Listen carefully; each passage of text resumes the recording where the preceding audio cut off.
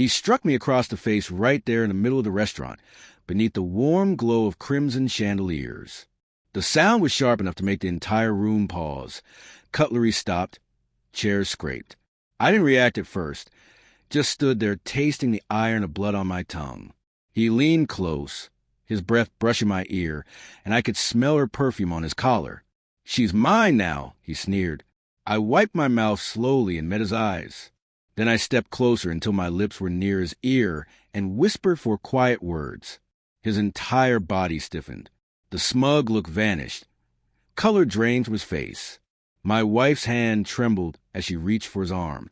"What did he say to you?" she demanded, but he couldn't speak. He just stared at me, hollow. I sat back down, poured myself a glass of wine, and watched the tension ripple through the room like a slow-moving tremor.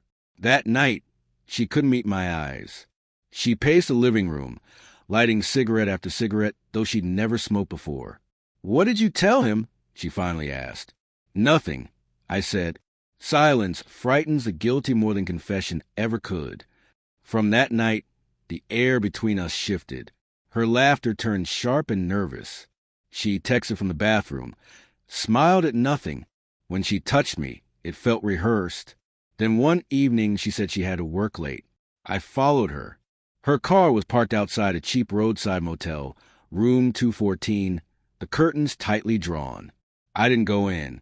I just stood in the rain, staring at the dull neon sign flickering above me until something inside me went still. When she came home later, pretending nothing had happened, I was on the couch reading. "You waited up," she said softly.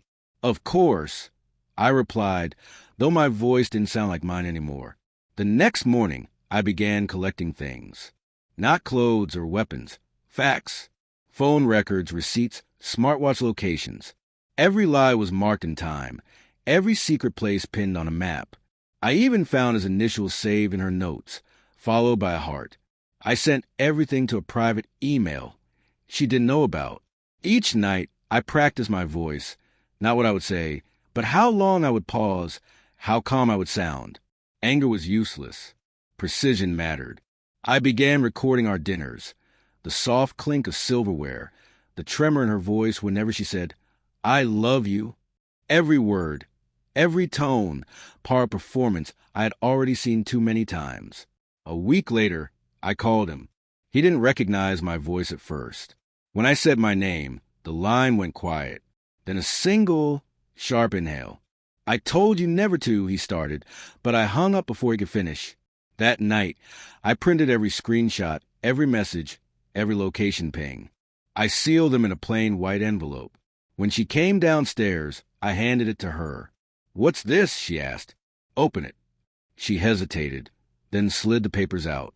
Her eyes darted faster and faster, her hands shaking as the truth unfolded before her. "You followed me?" she whispered. "No," I said calmly. "I just stopped pretending."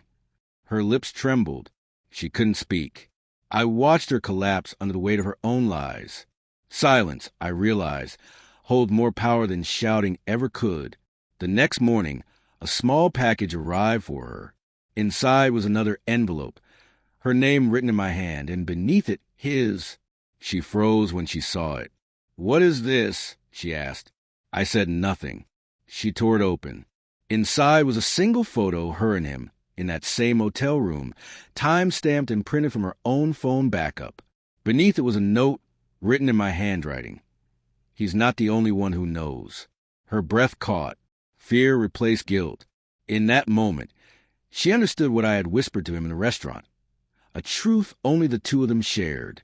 And now, she knew I had made it known. 3 days later, she left without a word. No note, no goodbye. Just silence. The house felt different without her scent lingering in the air. Colder, quieter. Sometimes when I pass that restaurant, I catch my reflection in the window and remember that moment. His slap, my whisper, the fear in his eyes. People think revenge burns like fire. It doesn't. It freezes. It's the calm decision to let the truth destroy them at its own pace. He doesn't come around anymore. Neither does she. And I never needed a shout to strike or to chase. I simply gave him the truth, and the truth did the rest.